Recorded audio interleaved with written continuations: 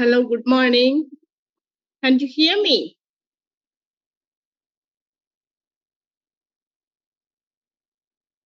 Hello? Good morning, ma'am. Yeah. Where are others? Huh? Altogether, in your LMS, there are 386. No? Including myself, 387 are there. Isn't it? Now we have only 87. Where are others? What happened to others? Huh? What happened to others? Hmm? Let's wait 5 minutes. Please inform to your colleagues. Huh? Your link, the Zoom link also uploaded in your LMS. Can you all access that one? Huh? Can you all access that one? Huh? Yes or no? It's better. Yes. Then please inform your colleagues to join quickly.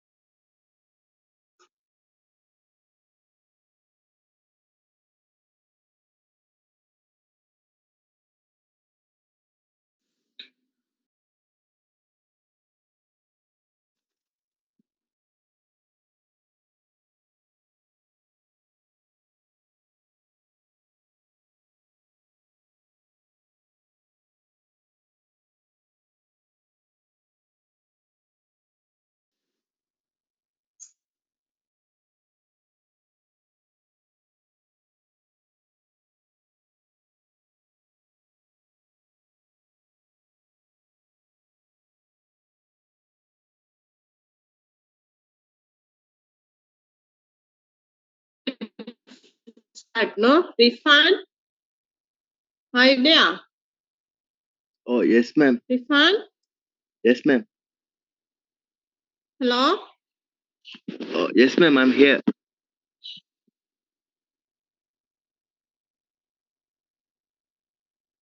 Rifan, are you there? Can you hear me? Oh, yes, ma'am. Yeah.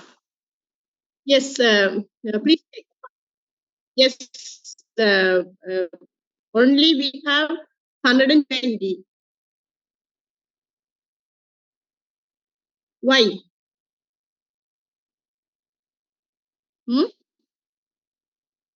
I don't know the exact Hmm? reason, ma'am, but I share the link in the main group.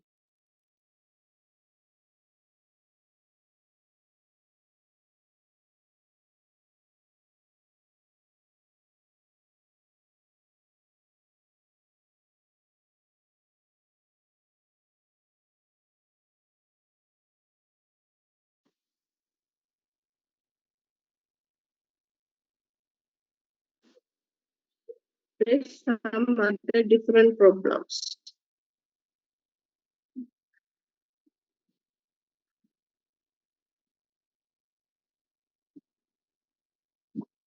Can you see the slides?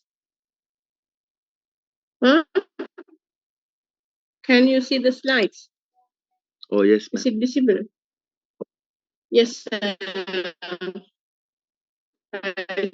Today we have different type of problem, right? University Wi-Fi is not working. I connected my hotspot, right? Sometimes there may be struggle with that one also. Anyhow, we will try to finish our lectures today, isn't it? Last class we learned about the classical theory of output and income determination, unemployment income. With the continuation of that chapter, we here now today the classical theory of employment, that is the formal model of Say's law. So, what is the Say's law? Anybody can? What is Say's law? What is explained by Say's law?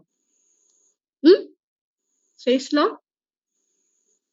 Also, students, you have to keep it in your mind, right? Last year, I think your seniors' results is also not good, right? Because of the Zoom lectures. We don't know that what I doing during the Zoom. Right? Therefore, you have to be very careful, right? Once you learn or once you work hard, you can get good marks or you can pass the examination. Otherwise, it's very difficult, right? Anyhow, you have to find that what is the Say's law. This model also, or this theory also based on the Say's law. Here, this Say's law is constructed by the Keynesians. What is Say's law? The Say's law explain the supply is create its own demand. Supply is create its own demand. Again, this law explain the classical economist postulates. What are the postulates? There are three postulates. Right? The first one is the money does not matter. Economy is in equilibrium. The third one is the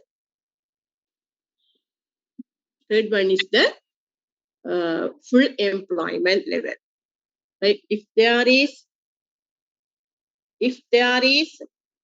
any disequilibrium, that will be automatically adjusted in the long run. Therefore, also the supply is create its own demand, right? Based on this statement or law of Say's, this model also constructed. This also constructed by the Keynesians. Here, under the classical theory or classical economics, they believed uh, there are available resources. Some of the resources are available.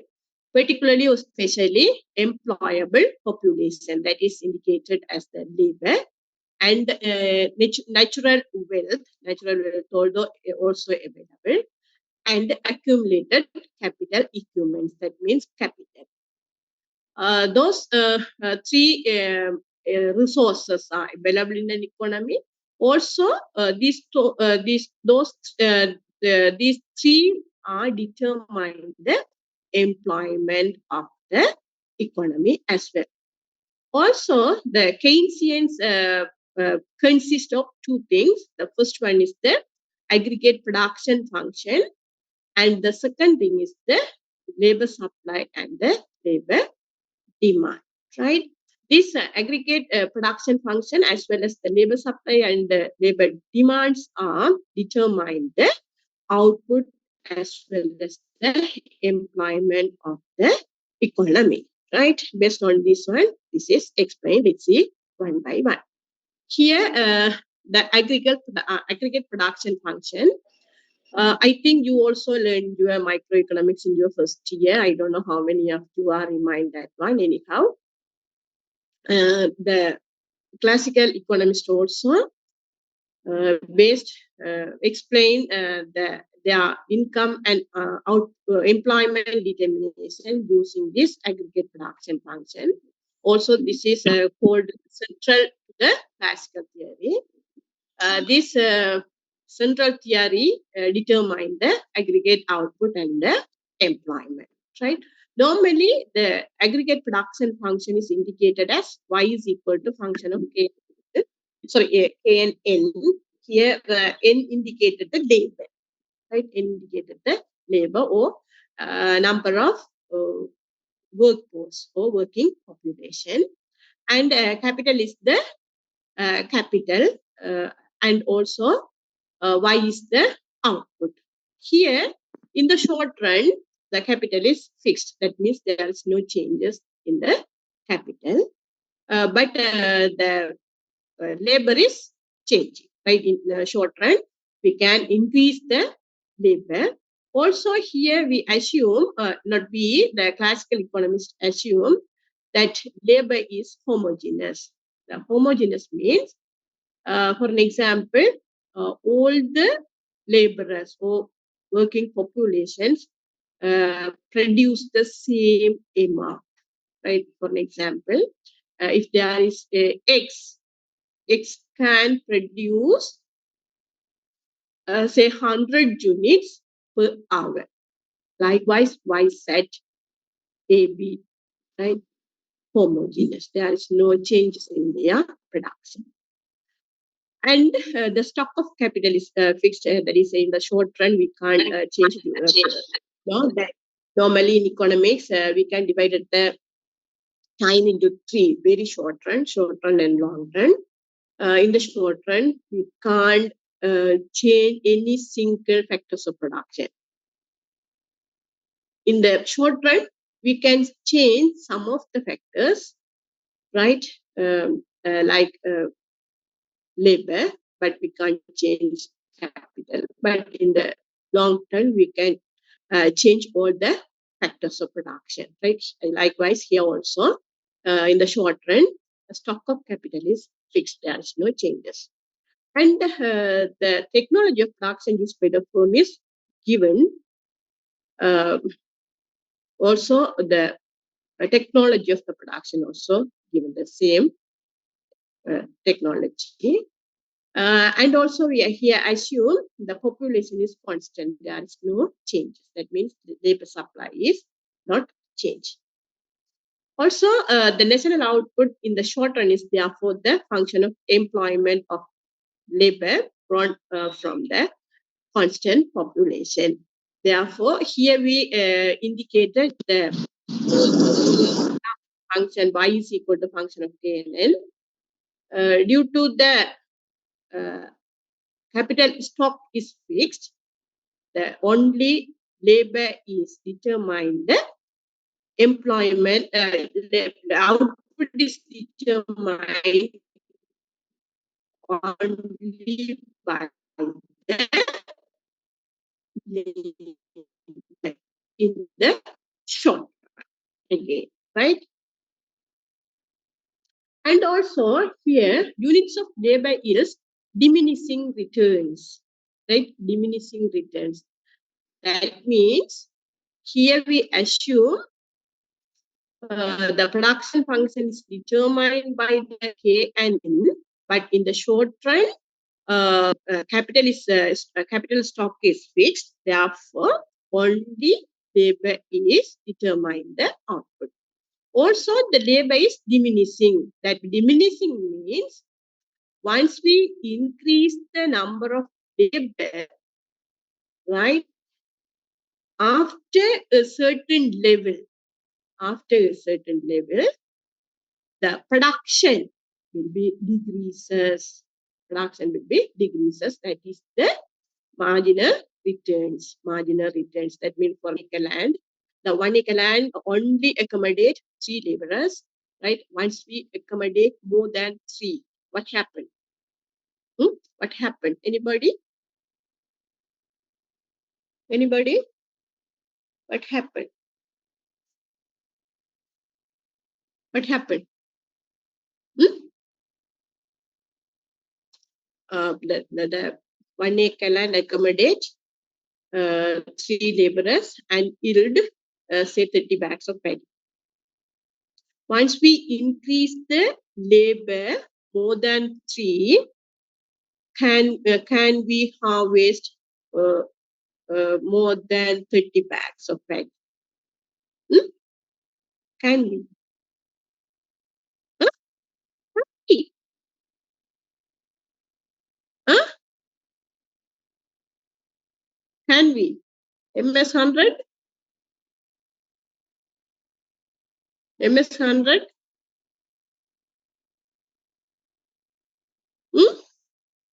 We can't get more than 30 bags. Right? Definitely, the output will be reduced less than 30 because of number of laborers. That is called the diminishing returns. Also, that again called the marginal productivity of labor. Marginal productivity of labor.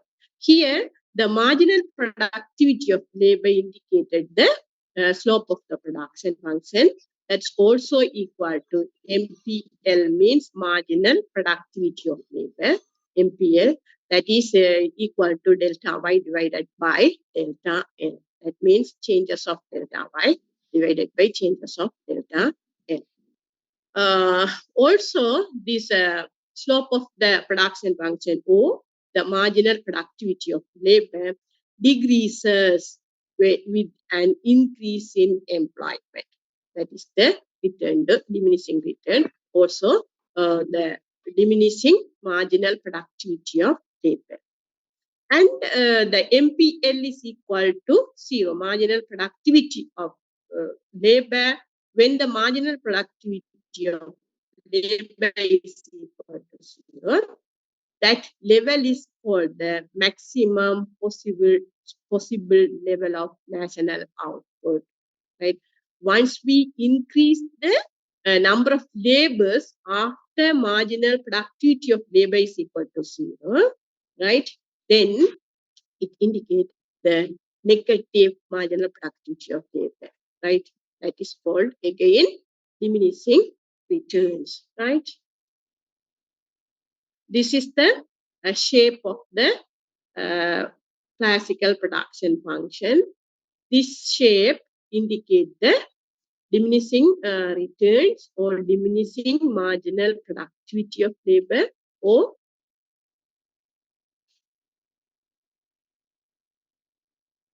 hello,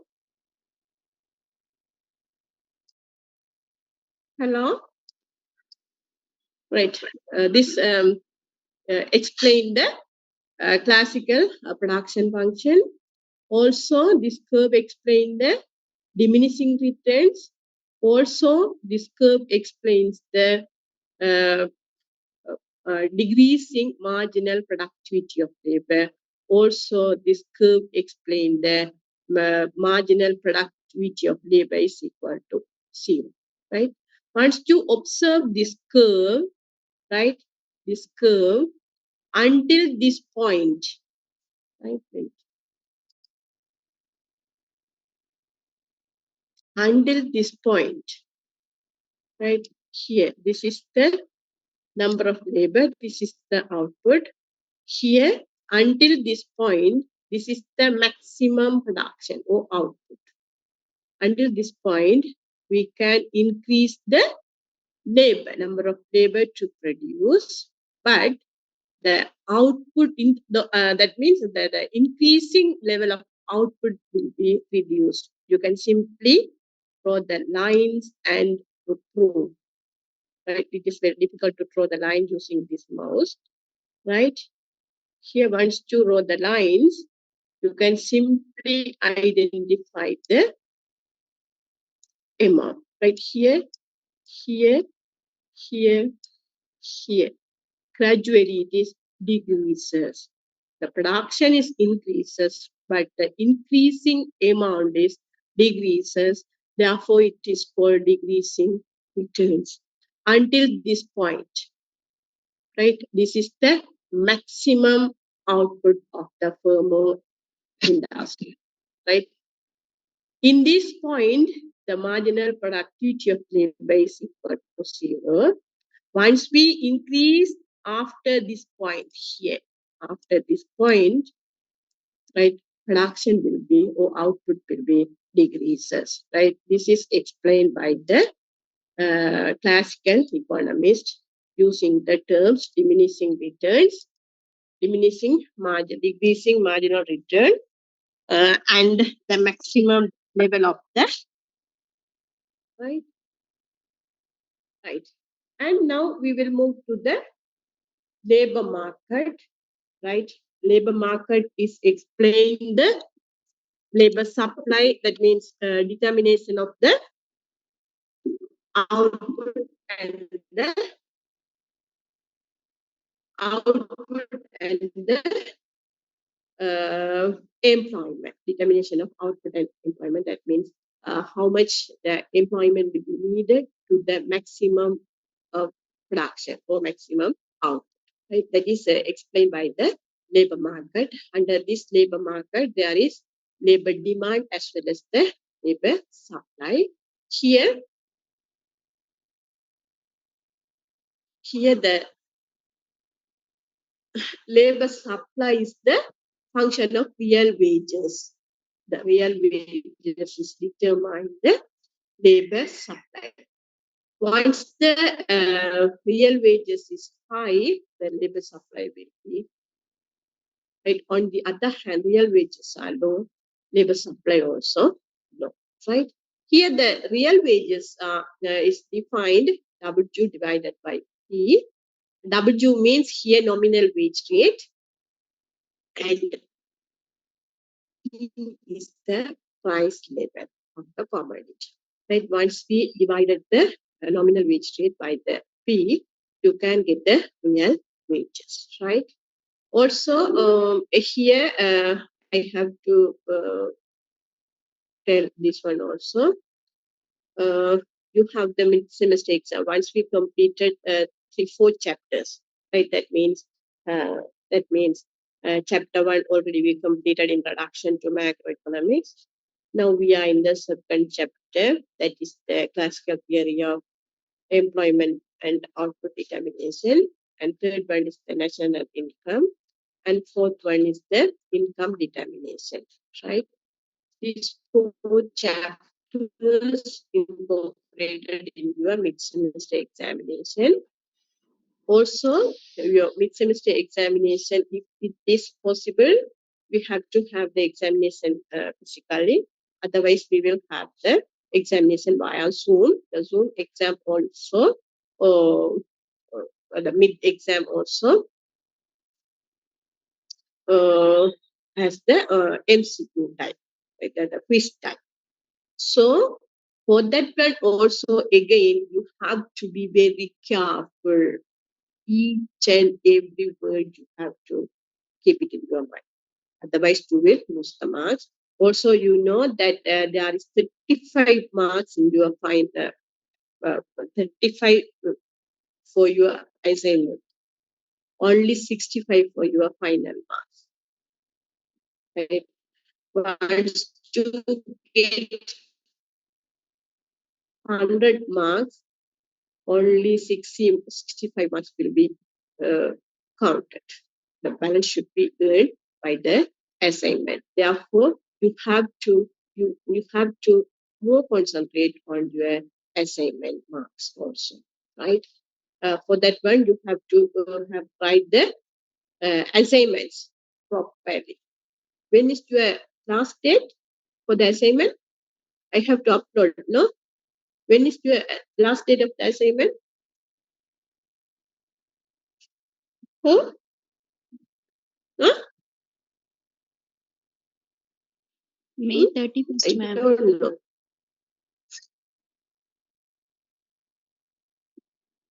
May 31st. 31st, no? Yes, ma'am. Okay. Right. The nominal wage rate is determine the labor supply of the economy, and also the supply of labor increases with any increase in the real wage rate. There is a positive relationship between the wage rate as well as the labor supply. That means once the labor supply increases, real wages increases, labor supply also increases. But there is an exception case also. Normally, some places, the labor supply curve is backward bending rather than the positive, right? The reason for the backward bending is that the people are prefer the lesser rather than the wages, right? For an example, here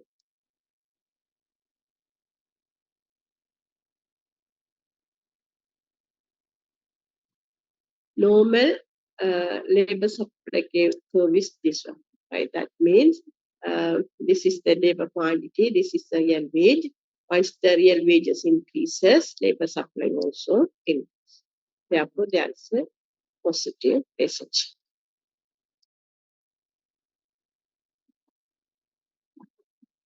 Right? But uh, but sometimes the labor supply curve is backward bending. That means there is a trade-off between leisure and work. Right? The people are free for the leisure rather than work. Once they go to the work, they have to sacrifice their leisure.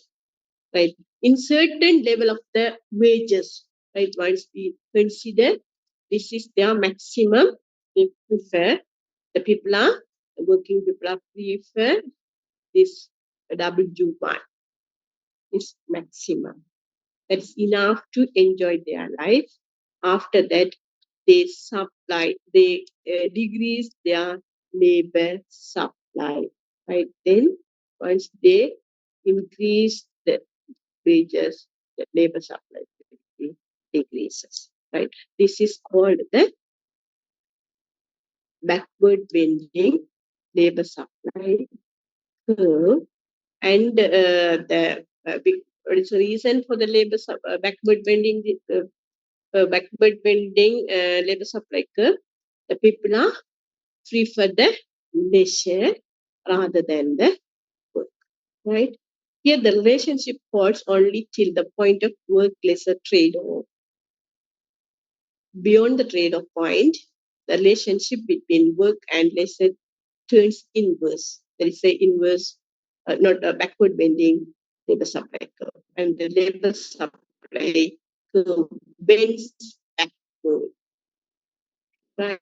This is the reason for the backward bending. However, the labor supply function assumes a positive relationship between, right? Though there is backward bending labor supply curve, normally normally there is positive relationship labor supply curve exists in the economy, right? So there is positive relationship labor supply curve exists in the labor market. You have to know there is backward bending labor supply curve also, and you have to know what is backward bending labor supply curve, and also what is the reason for the backward bending labor supply curve, right? Therefore, the function for the labor supply curve is equal to NS is the labor supply, the O number of laborers, that is equal to function of real wage rate. Real wage rate, only real wage rate determine the number of the laborers in an economy to produce. Right here, this diagram indicates the labor supply curve. This vertical axis indicates the real wages, and this horizontal axis indicates the number of laborers. Here, once you observe, there is a positive relationship between wages and labor. Therefore, normally the labor supply curve is positive. And the second one is the labor demand curve. Here, this labor demand curve normally depend on the marginal revenue productivity of labor. The labor demand. That is depend on marginal revenue productivity of labor. That means every producers prefer the well-skilled laborers. That is the marginal productivity of labor, right? And real wages. Wages also will be considered to accommodate the laborers. Right? You know that what do you call? You know that the price of the commodity determined by the price of the input or cost of production. Once the cost of production is high, what happens? The price will be go up, right? The profit will be reduced. Therefore, the producers more concentrate on that one, right?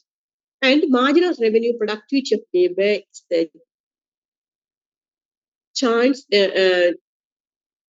change in revenue that results from employing an additional unit of labor, right? Only the marginal revenue productivity of labor changes the results, the employment of additional. Again, this marginal productivity of labor, revenue productivity of labor means the additional unit of labor. Once we add one more unit of labor, we have to concentrate how much that will the out, right? Therefore, the demand for labor is equal to wage rate as well as the marginal revenue productivity of labor. This is the labor demand function, right? Also here again, given the real wage rate, the demand for labor function of each marginal revenue productivity of labor. Again, this marginal revenue productivity of labor is equal to marginal physical productivity of labor multiplied by P. Right? Marginal physical productivity of labor multiplied by P. P means here price of the commodity, and the MBPPL, marginal productivity of labor indicated as MPPL. Here, the marginal physical productivity of labor is the extra output generated by an extra input. That is the marginal revenue productivity of labor also. Again, therefore, marginal physical productivity of labor represent the labor demand function as well. Right? Already we indicated the labor demand function. ND is equal to function of real wage rate as well as the marginal revenue, marginal revenue, yes, marginal revenue productivity of labor. Also here, one more time we can explain the labor demand curve that is equal to marginal productivity of labor. Therefore, here, now once we have the production function that is equal to Q is equal to BL minus CL squared, right? The derivation of the production function gives the marginal physical productivity of labor, right? Further, we can explain using the numerical example. Once we have the production function as Q is equal to 55L minus 5L squared, once we derivate this equation, right, the derivation of the equation, normally the derivation of the equation gives the marginal, right? MPPL is the marginal physical productivity of labor. That is equal to 55 minus 10L, right? Can you explain this or can you understand? Hmm? Can you understand?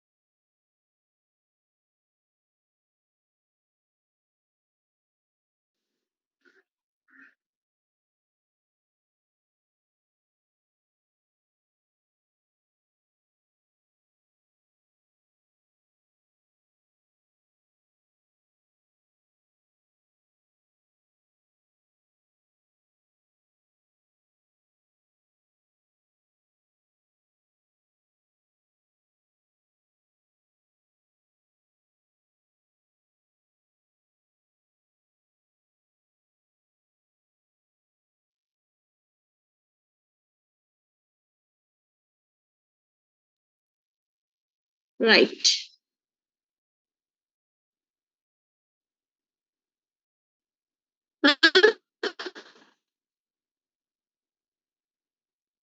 Can you understand? How, what is 10L? Anybody? Huh? Huh? Is it correct?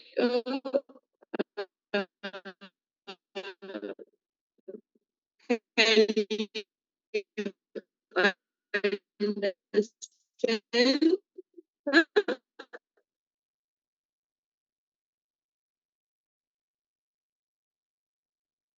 Huh? What is the answer? There are 152 participants. Hmm? Can you understand my lectures? Huh? Yes or no? Oh, do you know? Huh? You know, normally we have three assignments. The one is the presentation, one is the take-home assignment, right? The another one is the mid-semester examination.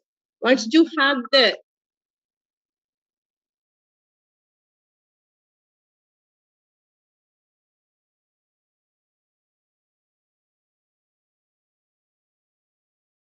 right, huh? Once you have have a presentation, what will you do? Hmm? Hmm?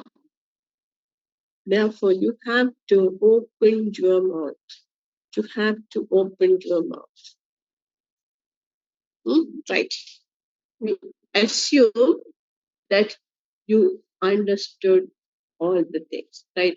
From the production function, you can derive the marginal physical productivity of labor using the derivation method, right? Right.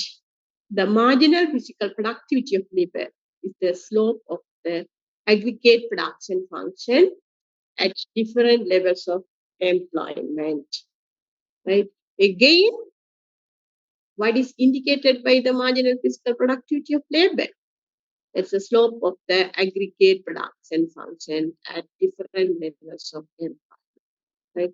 Again, the marginal productivity of labor indicates the labor demand curve as well, right? Marginal physical productivity of labor decreases with increase in employment, right? Marginal physical productivity of labor decreases with increase in employment, right? Once we increase the number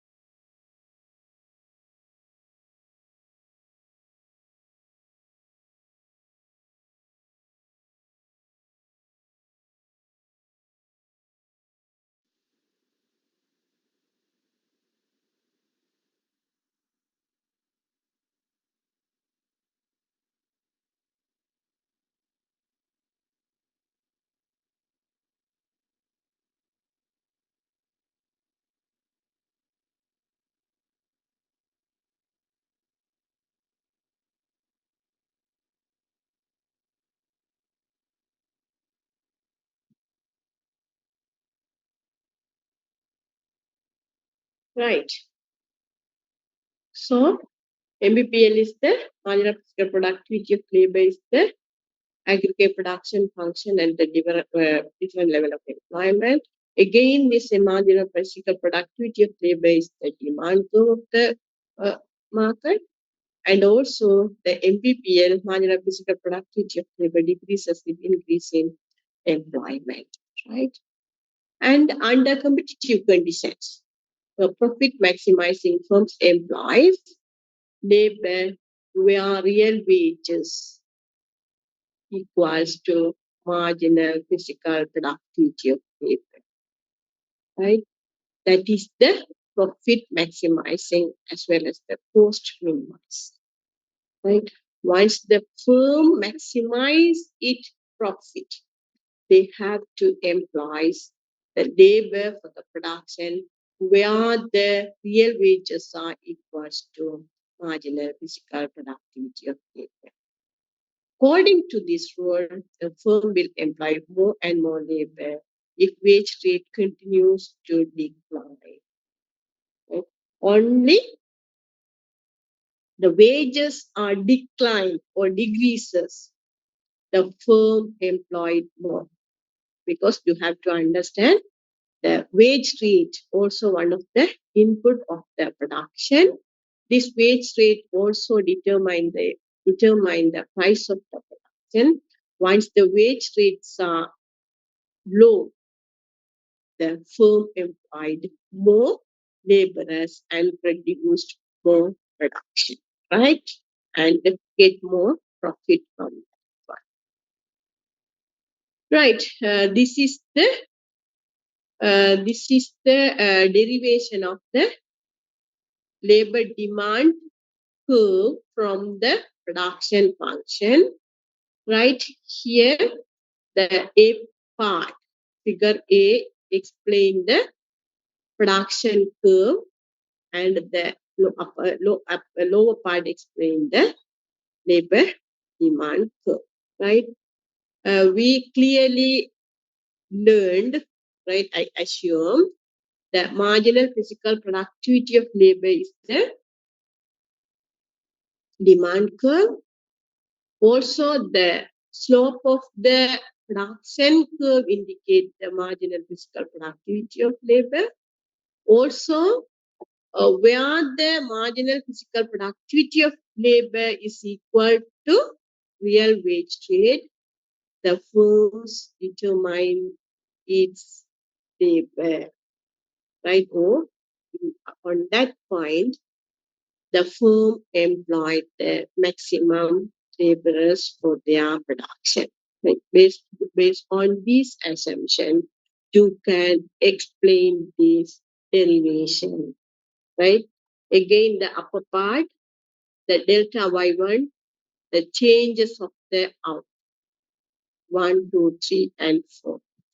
From this 1, 2, 3, and 4, here the wages, each and every output, the wages will be determined.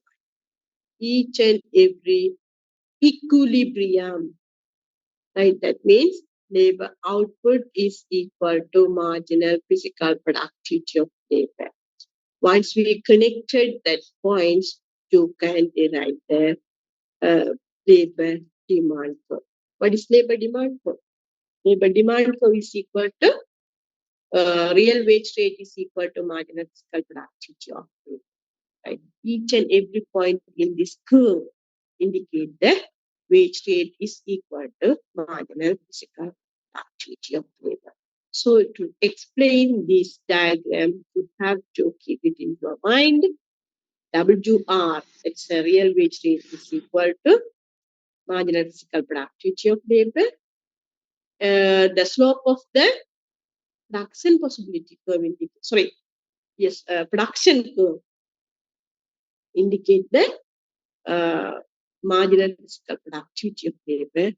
Also, the marginal physical productivity of labor indicates the labor demand for it, right? And finally, until now, we learned what is labor supply curve, how it is determined, and also what is labor demand curve, and also what is its determined. We learned, and the upper part of the diagram explain the labor market equilibrium, how labor market determine the wages as well as the number of employment, right? Where the labor supply curve and labor demand curve intersect, there the real wages determine also the number of laborers determined, right? That real wage and number of labor determine the total output of the firm, right? You can here observe this is the real wage rate. This is the number of employment. Once you draw the line from the labor market equilibrium up to the production curve, right, where the labor market equilibrium intercept in the production curve where the real wage will be uh, determined, right? And output also determined, right? This is the derivation of the using this labor market equilibrium. Here, the output is determined. Right. Thank you so much. Right. Until now, we learn about classical postulates. The classical postulates are money does not matter, economy is in equilibrium, and the full employment level. Based on these postulates, classical economist explains the Say's law that is postulated by the Say's. Say's law explains the supply creates its own demand. That means again there is no under equilibrium overproduction or underproduction. If there is underproduction or overproduction, that's also the short-run phenomena or temporary phenomena. It will be adjusted automatically in the long run. Therefore, in the long run, only there is a market is economy is in equilibrium. Also, based on the stage law, the classical economists explain the um, uh, theory and output and employment determination. To explain the output and employment, they first consider the labor market. Under the labor market, they explain the labor supply as well as the labor demand. Determination of the labor supply and labor demand, the output will be determined. Those things we learned until now. Right? Is it okay? Huh? Is it okay? Huh? Is it Yes, ma'am. okay? Yes, you have to, somewhat you have to talk. Yes, ma'am.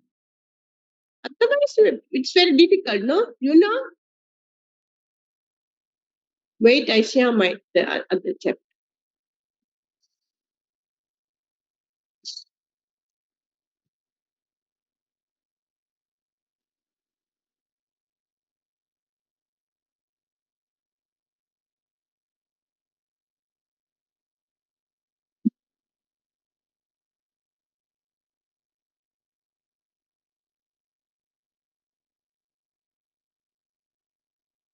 Wait.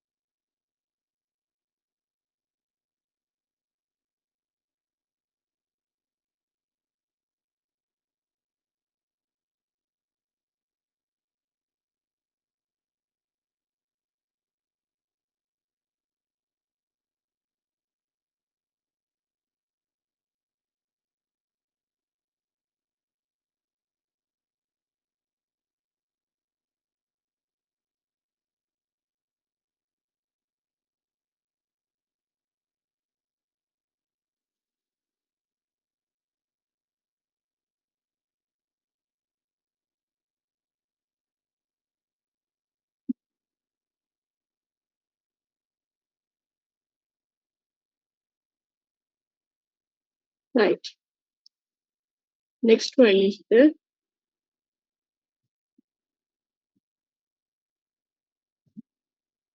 right. Chapter 3.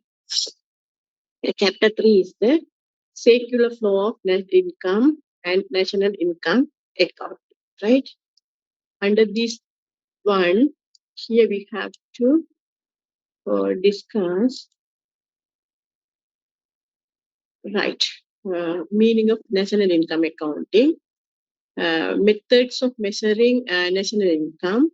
Under these methods, the first one is the production method or census method, income method, and expenditure method. And here we elaborated a bit deeply. And also the circular flow diagram. Under the circular flow diagram also we have to have two economy. The first one is the closed one, the second one is the open one. Under the closed one, we have the three circular flows. The first one is the simple circular flow, and the second one is the circular flow with saving and investment. The third one is the income circular flow with the government sector. Finally, we have to discuss with the open economy. Open economy incorporated the external sector. The external sector means the export and import. And these are the learning outcomes. That means once you complete this chapter, you can able to explain the meaning of the national income accounting and illustrate the methods of measuring national income based on the production method, income method, and expenditure method. Also, you can able to explain the income circular flow of open economy as well as the closed economy. Under the closed economy, you have see you can simply explain the simple circular flow of saving and investment as well as the circular flow of government sector. Let's move one by one. The what is national income, right? Right. Uh, right. Please write this question. What do you mean the national income? Or what is mean by national income? Write the question and write the answer and put in the chat box.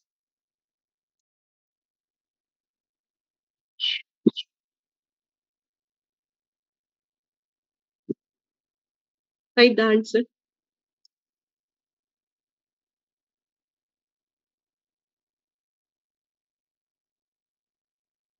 What is national income? Hmm? What is national income?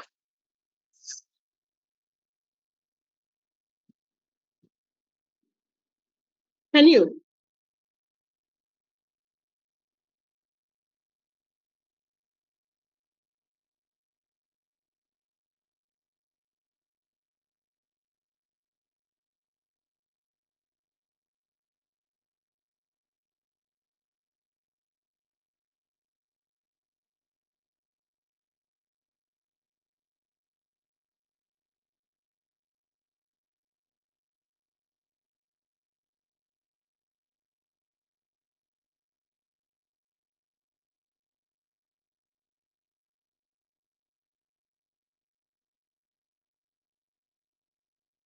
Huh? Can you hear me? Hello? Hello? Hello?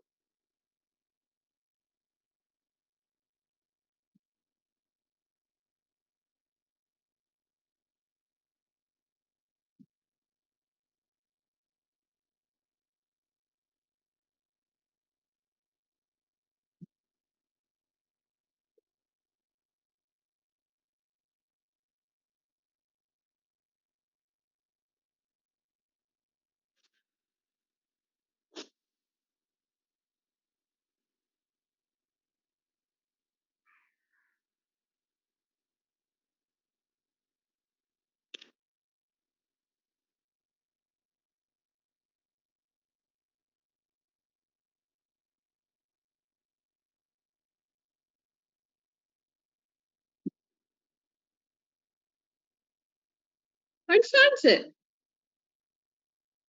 Hmm?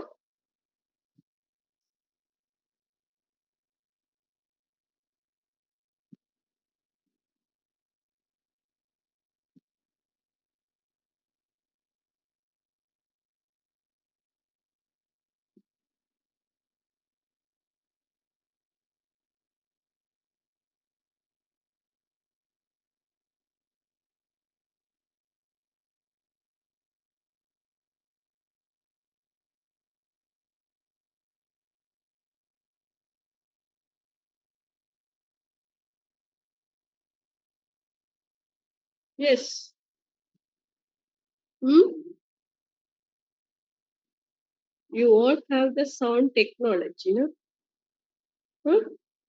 You all have the sound technology, so all the answers are same answers, right? Here, the national income accounting or the social accounting is a detailed accounting of total national product resulting from different kinds of economic activities classified under different sectors and industries, and also the intersectoral flows of goods and services. Intersectoral, right? What is national income? Hmm? Detailed account of total national product. Total national product resulting from different kind of economic activities classified under the different sectors and industries, and also intersectoral flows of the goods and services are the national income account. Right? Further, we can elaborate this one that takes into account net effect of inflows and outflows of goods and services to and from foreign countries. Right?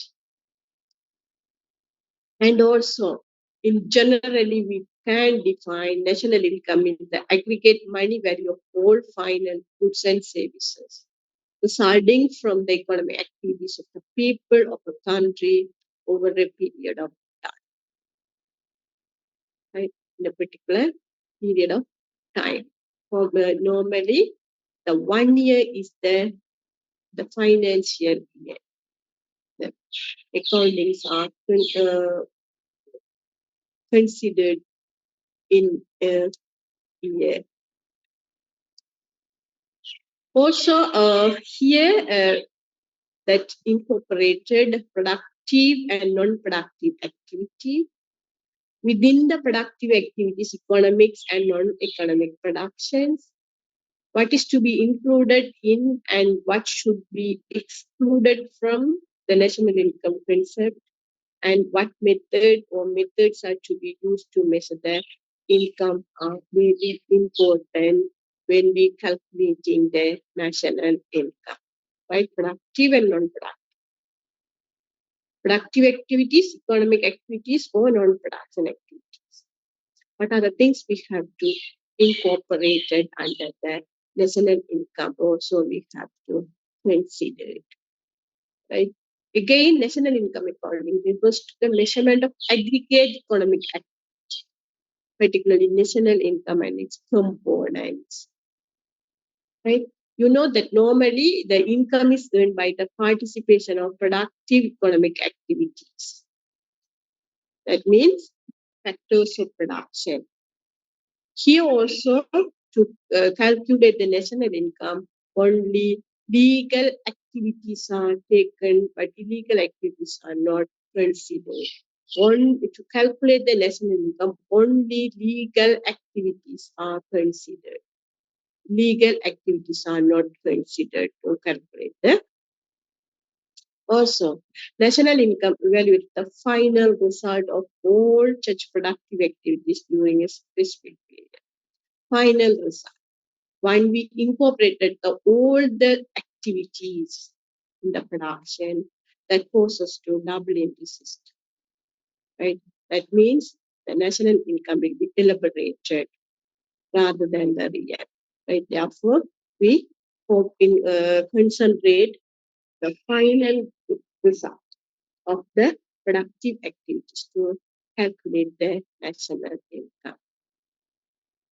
Further, we can elaborate the meaning of the national income. It's the total market value. Total market value of all final goods and services produced in the economy in a year. That is the national income. Also, here we have to note the two things. The first one is the market value of total output. Right? That means the monetary measure. The national income should be measured the monetary value. goods rather than the commodities, right? And also market value of all final goods, not intermediate goods. Once we incorporated the intermediate goods, that elaborate or expand the national income, right?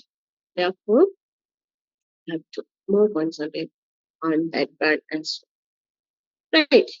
The next part is the chapter is next part of the chapter is methods of measuring national income. Right. There are three methods, the important famous three methods are there. The first one is the production method or census method, income method, and expenditure method. Once, although we calculated using three methods, the three approaches, that means spending, income, and production approaches, should give the same results, right? So that only the methods are different, but the output of finding is the same, right?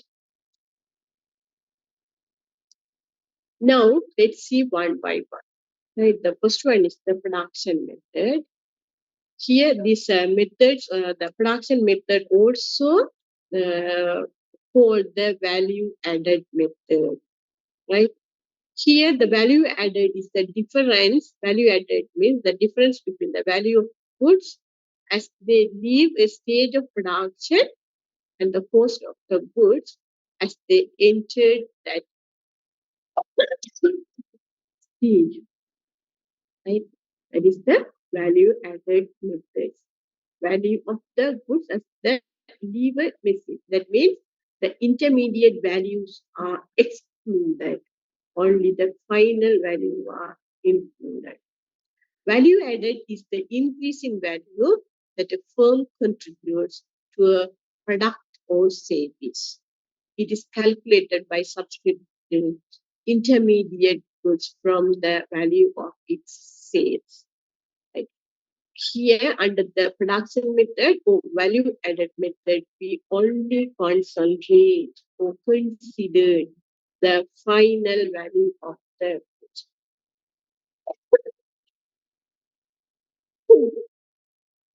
Once we add the cost of the various stages, that gives the that increase the value of the product other than the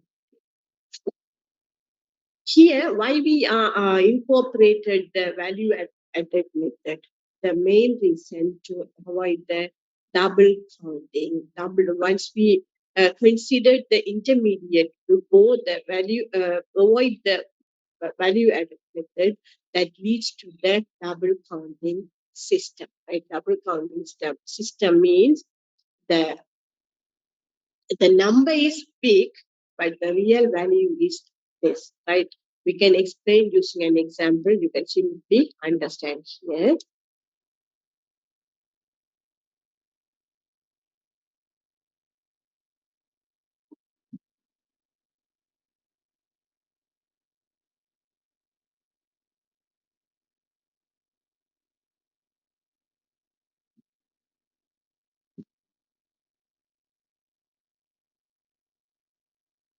Right. The calculation of the value added. Here, the value of the output minus value of intermediate consumption. Right. Once you calculate the, or you once you use this equation to calculate the value added method. Also, you can simply calculate the national income using this, value addition or the production method using it. Simply, you can understand here. Right here, the first column indicates the stages of production. The last column indicates the value added, and in between, the intermediate values are indicated. Right here, we are in the production method or the value added method. The value added method explain the exclusion of the intermediate goods or the considering the final amount of the product. Here, there are 4 stages. The first one is the farmer alley. Second one is the rice miller. That means he milled his rice. And the retailer, then the value added. Based on this, the total value of the rice. Here, farmer the sales his product 12,000. That is the 12,000 only value added, right? Then using that 12,000 rice that converted into the other form using 3,000. Therefore, the total value of the rice miller or milled rice is 15,000, but the added value is only 3,000. Therefore, we extract the 3,000 from the total value. Here, the total value is 15,000, right? Our initial cost is 12,000. Right? Once we subscribe the 12,000 from 15,000, we can receive the 3,000. The 3,000 is the cost for milled rice. Right? That is the value added for that. Right? The second stage, price, retailers. Right? Retailers also, they have added some values, and the added value is 20,000. Right? But already all the things are incorporated under the 12,000. Therefore, we have to, under the value addition method, we have to subscribe the intermediate value of the price. Once we subscribe the 15,000 from the 20,000, only the retailer's price is 5,000. Right? Now we extract the values of each and every stages.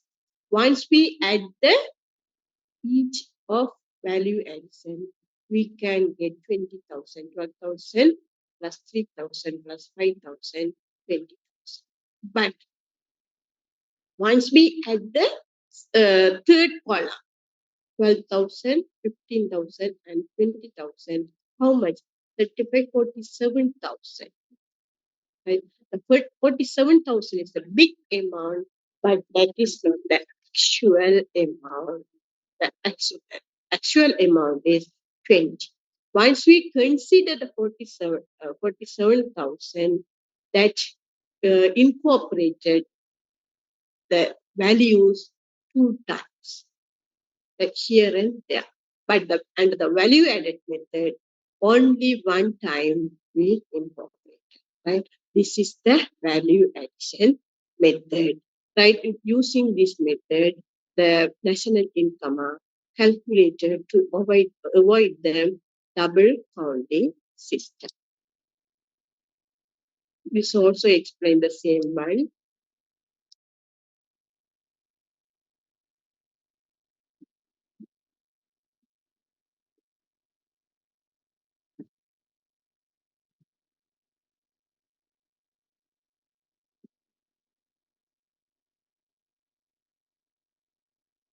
Right? These are the for the explanation for the value added method.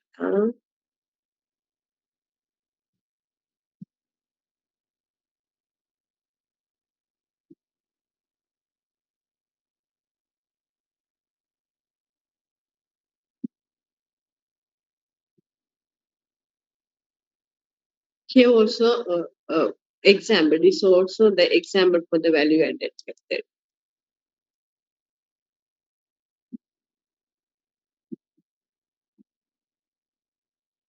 Right. The second one is the income method.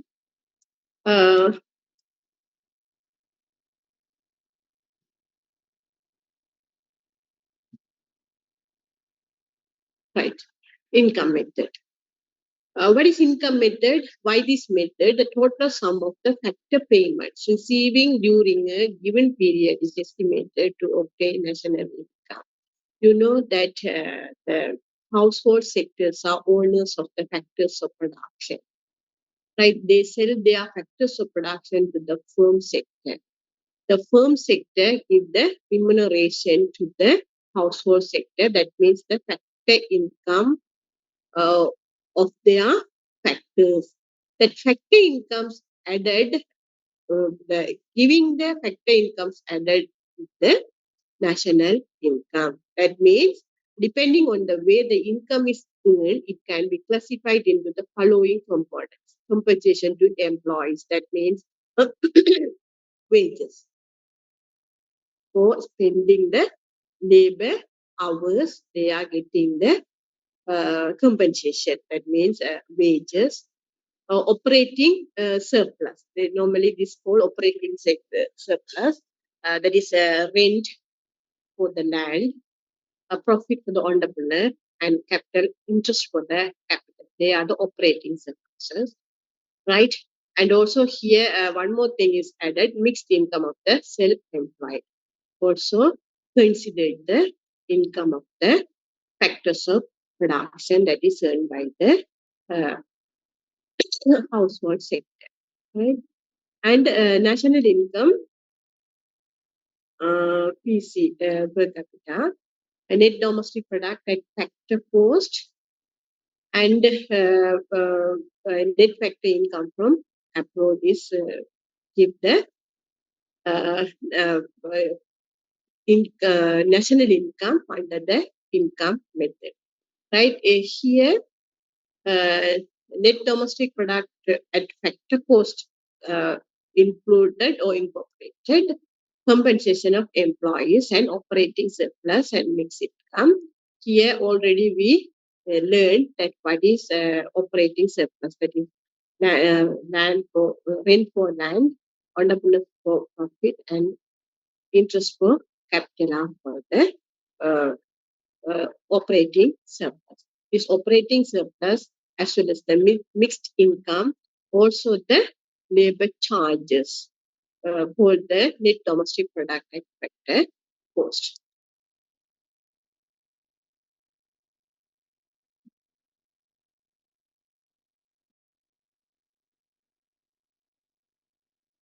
Again, we can further elaborate the income approach. The method of computing GDP at measures the income, wages, rents, interest, and profits received by all the factors of production in producing final goods. Right, the same definitions are there for the national income approach.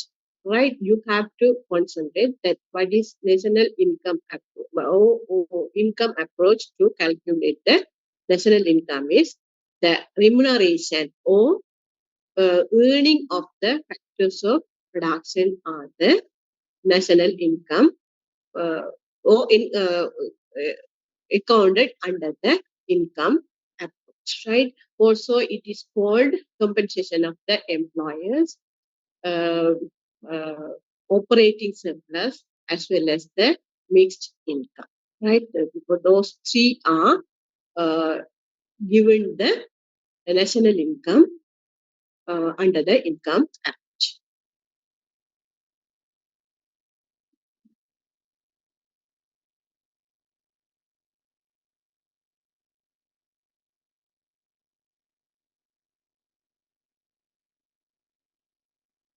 Right here, the personal income also there, personal disposable income also there.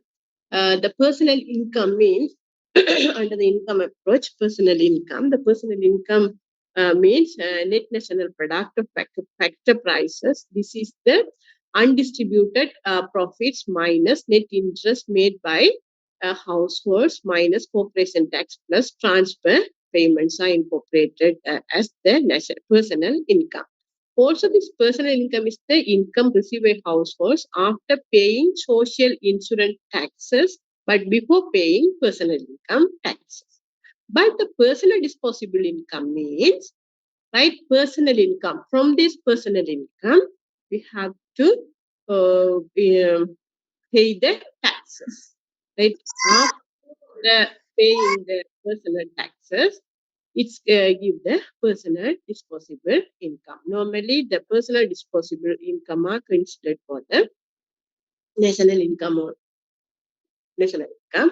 Here, the we can further elaborate. Disposable income is what people have readily available to spend after the taxes. After paying taxes, the some income are available. Those income are called the personal income, right? Sorry, yes, personal disposable income. Personal disposable. There is difference between personal income as well as the personal disposable income. Personal income means that's the group of income. Personal disposable income means after deduction of the personal taxes, right? Those income are readily available for the spending or the consumption purposes.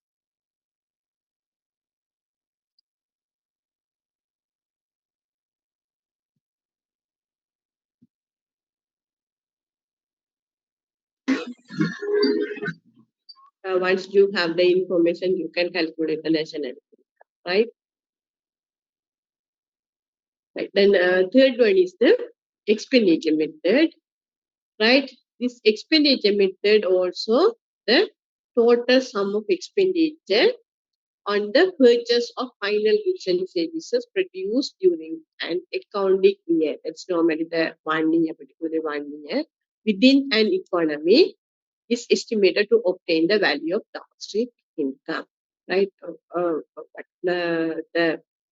Based on the expenditure by purchase of final goods are incorporated under the expenditure method. The final expenditure is the expenditure on purchase of final goods and services during an economic year.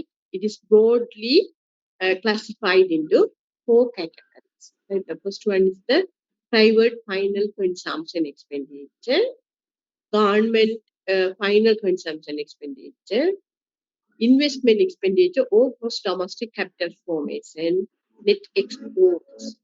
Net export means export minus imports, right? Those four categories or the sum of these four categories are give the expenditure methods, right? Once there is higher expenditure, the national income will be reduced, right?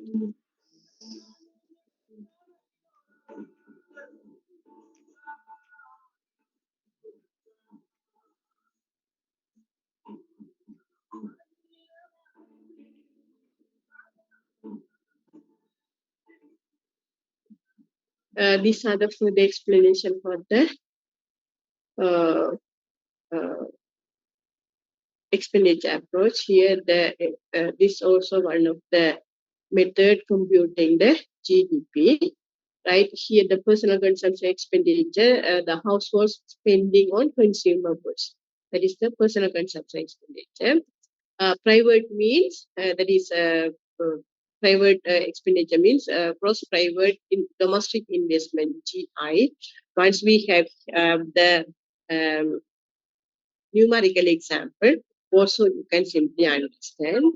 You know that national income, normally national income Y is equal to C plus I plus G plus X minus M. All the expenses are incorporated under this method, right? Here, the C means household spending on the consumer goods. The I means private investment. That means the spending by firms and households on new capital, plant, equipment, inventory, and new residential structures. All the domestic investments are called the cross private domestic investment, and also the government consumption and cross investment, right? That is we call government spending G, and net exports. Net exports mean some of the goods and services are exported from the domestic country to rest of the world. Also, some of the goods and services are importing from other foreign countries. Once we subscribe the imports from the exports, right, we can get the net exports as well. Once we again add those four sums of expenses, we can derive the national income under the expenditure method as well, right? These are the equations to calculate the national income using the expenditure approach. GDP is equal to C plus I plus G plus X minus M. Here again, X minus M indicated the net exports, right? And using this information, the informations are given, right? Using this information, you can calculate the national income using the expenditure method. I think in your A level, you learned this one.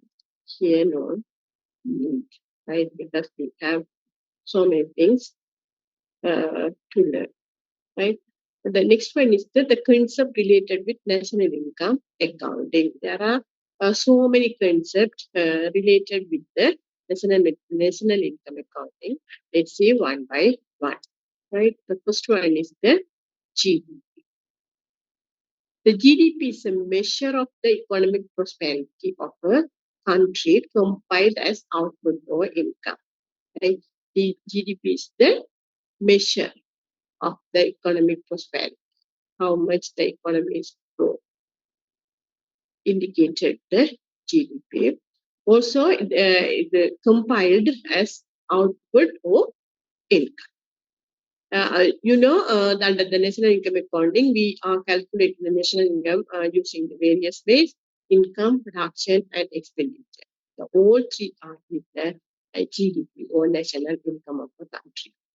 And also, there is a strong correlation between the development in GDP and changes in several important social factors, including tax payment and unemployment, and to a lesser extension, health and education.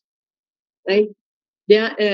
Once there is sound GDP, right? Sound GDP leads to the positive things of the country, positive things of the macroeconomy, unemployment. Tax payment, income increases, tax payment also increases. When the tax increases, again the government expenses will increases. Also, once the tax increases, income inequality will be reduced. And the health and education, right? Once the economy, once there is sound GDP, that causes for the high income of the people. The per capita income will increase. Once their income increases, that lead to the good health as well as the education. Right? Again, this causes to the economic development of that country. However, GDP is regularly criticized for not presenting a fair view of welfare. However, nowadays we are experiencing less GDP because of other problems, right? Other problems. Therefore, it is not regulatory, right? There is actuation. If GDP is poor measure of welfare, focusing once sidely on increasing GDP may lead to misguided political decisions, right? Nowadays we are experiencing this. And also, there are some importance of GDP, right? The first one is the study of economic growth. To measure, study the economic growth, the GDP is very important, right? The GDP has not only a theoretic importance, but also practical importance as well. Right? Here we are measuring the GDP theoretically, but it is very important. Harris is of the opinion that the study of national income can be split up into two parts. The one is the long-term analysis, and the other one is for short-term study. The short-term as well as the long-term, the national income is or GDP is very important. If GDP increases over time, it shows that we are heading towards prosperity. And if it is stagnant or is falling, it indicates that the country is declining. Due to the COVID and the economic crisis, our GDP is decreasing. We are not heading towards the prosperity. We are stagnant. The people are suffering a lot for everything because of decline in their GDP. Every productions are goes down. Unequal distribution of wealth, right? Once you go through the history, the growth of the GDP is not steady growth. There are fluctuations. Right? That means the six-side form is there.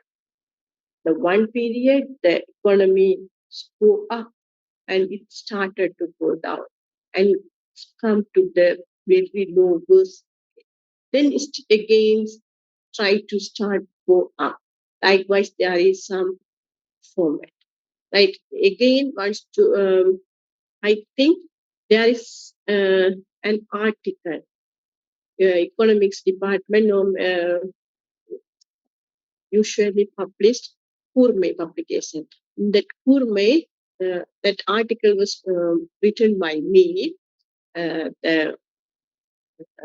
is that? The shape of recovery, K-shaped recovery, right?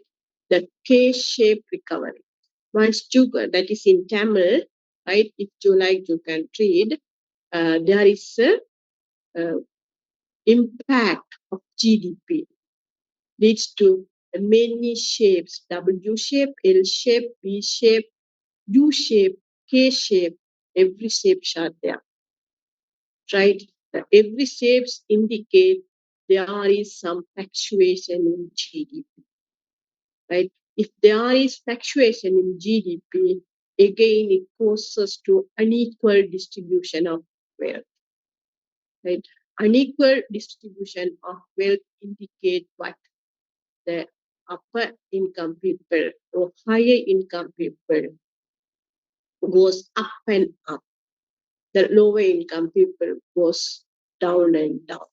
Therefore, this gap widening. Right? The GDP throws light on the earnings of the various factors of production and the total output of the country. If the output is less and there is unequal distribution of wealth, the economist can suggest measures to increase output and to bridge the income gap between the rich and poor. Who are the poor people? Why we have to consider the poor people? The government still allocate more for social welfare, particularly in Sri Lanka. I'm talking about the Sri Lanka. For the welfare expenses. What is the reason? What is the reason? We have more poor people. The poor people are the backbone of the country. If they are poor, they don't have enough health facility. Once they don't have enough health facility, their productivity will reduce. Once their productivity reduce, what happens? Their income, labor charges, wages will reduce. Once their wages reduce, what happens? The income will reduce. What happens? They don't have to gain enough food and suffer, or they can affect by health problem. Again, they goes down and down, right? This is again leads to the or heading to the unequal, right? Therefore, it should be important in this GDP. Then solving the problems of inflation in the country. Right? What is inflation? What is inflation? Demand and supply are not equal. Or the less less commodities are chased by the higher money. Or the general prices are continuously increased. The inflation. What is the main reason? Once there is enough GDP production, there is no harm. The production is not there. People have more money. What happened? It leads to the price hike. Leads to the price hike. Right? Problems in problem and inflation and deflation. The GDP statistic can help economists a lot solving the problems of inflation in a country. Therefore, inflation, maintaining the price stability is the macroeconomic objective of the country. Once we allow the inflation, what happened? It affects the other macroeconomic variables also. Therefore, the GDP should be maintained. Right? Therefore, also again, GDP is very important.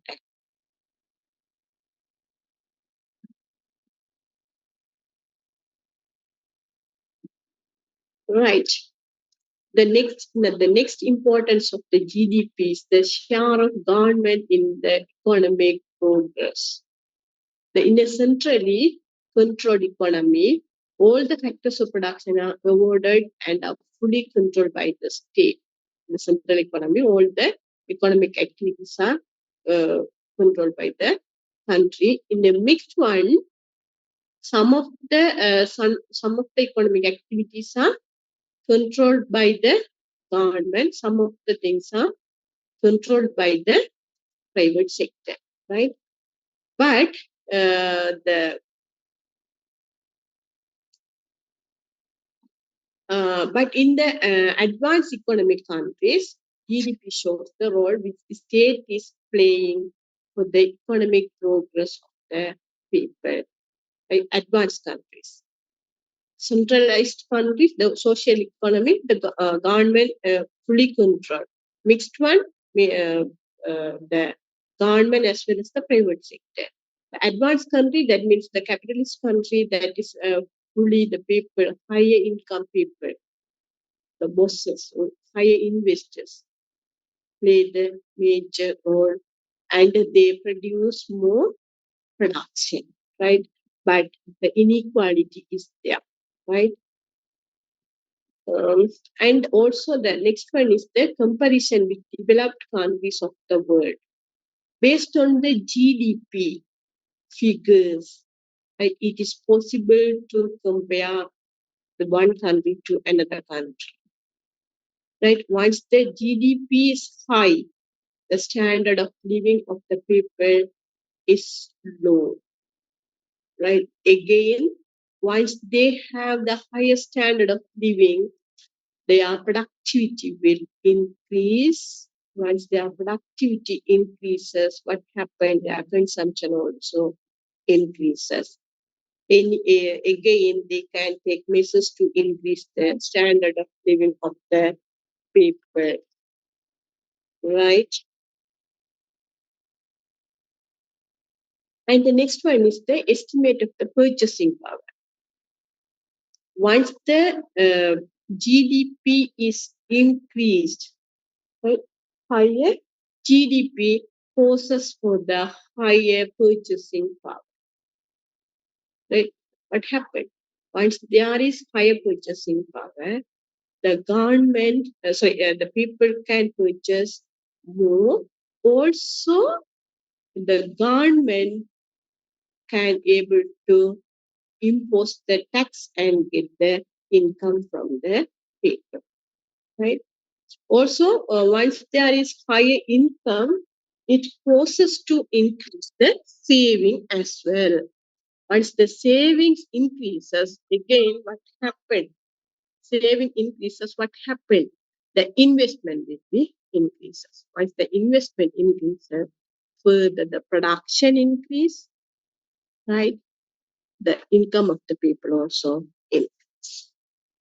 And the next one is the guide to economic planning, right? Once the based on the GDP figures, the economic planning also implemented. The GDP figure is very helpful for the government to frame short-term and long-term economic policies according to prevailing conditions in the country.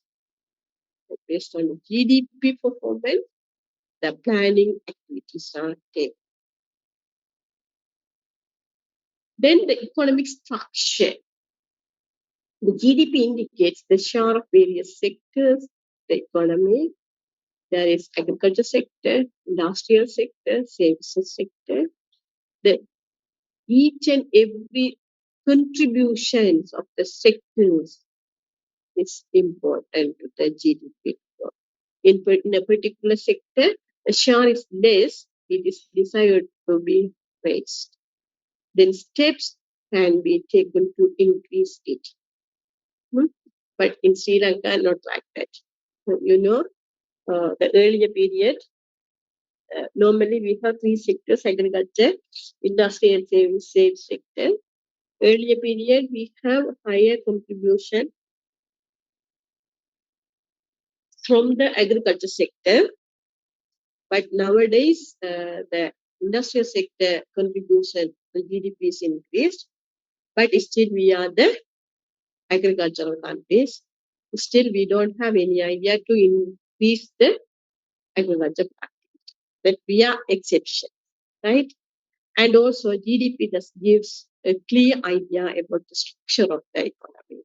Now we are not the agricultural country, we are not the industrialist countries, right? And the next one is the public sector. GDP studies help us to know the relative roles of public and private sector in the economy, right? Which sectors are influenced in the economic activities, also determined by the GDP. Right. The next one is the measurement of output and things. We will continue from our next class. Isn't it? Until now, we learn about that what is national income. There are so many definitions. We can elaborate in various ways. Also, there are three important measurements of the GDP. Value-added method or census method and production method. And also, there is an income method of the calculation of GDP, also the expenditure method. With these things, we learned some concept of the national income. Right? The first one is the GDP. Also, GDP is defined in various ways. Also, we learn about the importance of the GDP, right?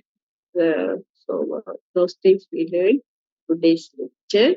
We will continue the lectures from next. Okay.